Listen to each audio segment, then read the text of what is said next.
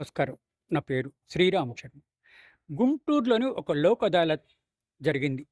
ఈ లోక్ అదాలత్‌లో 1076 సివిల్ కేసులు సెటిల్మెంట్ అయిపోయినాయి. 50,00,00,000 విలువైన సివిల్ కేసులు ఈ లోక్ అదాలత్‌లో సెటిల్ అవ్వడం విశేషం. ఇదే కేసులు రెగ్యులర్ కోర్ట్‌లో అవ్వాలి అంటే 7-10 ఏళ్లు పడుతుంది. అలాంటిది 2 గంటల్లో తేలిపోయింది. ఈ సివిల్ కేసులు మొత్తం 11,600 క్రిమినల్ కేసులు కూడా డిస్పోజల్ అవ్వడం విశేషం.